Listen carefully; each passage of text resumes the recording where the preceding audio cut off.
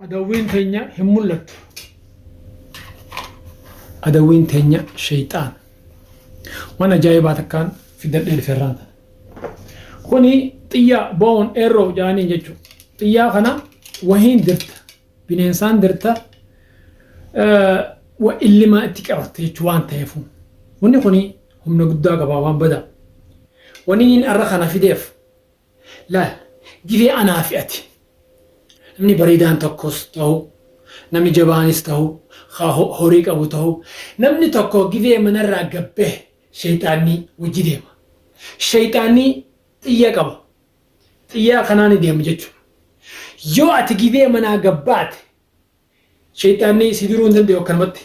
Gizee namni tokko si arki maasha Allah yoo hin jenne, yoo ati du'aa'ii gizee manaa gabbaatu hin jenne, namni tokko si arke bareedduu waaw.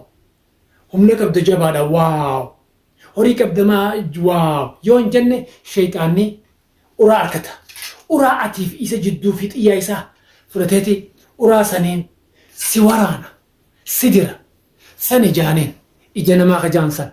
Ija namaatii miti baatee sasi seentu. Onne qalbii namaatii miti qalbii namaa kanuma seenu. Wanni nama seenu shayxaanaatu siin dira.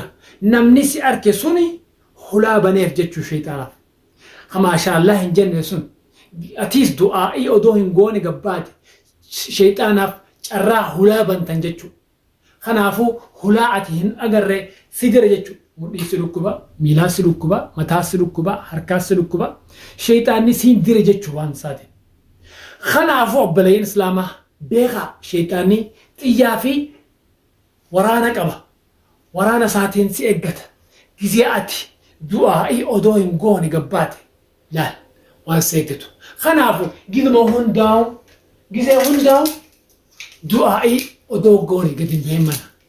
Du'aa'ii odoo hin goone, zikrii odoo hin goone hin deemin. Waan bareedaa takka nama bareedaa ta'uu, ka humna qabu ta'uu gizee agarte.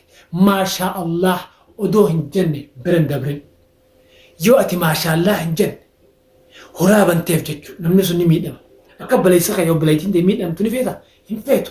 Akkuma ati miidhama hin feenetti obboleessa keetiif yookiin obboleettii keetiifis hin feetu. Kanaafuu maasha Allah odoo hin jenne bira hin dabrin. Akkasumaanu atiis du'aa'ii manaa gabbahan odoo hin jenne hin deemin. Lubbuu ta'e qaama kee guutuu rabbitti kannadhu dabre. بسم الله توكلت على الله لا حول ولا قوة إلا بالله تجو هندقتين جيسان شيطاني خنامتي وان فرق باتو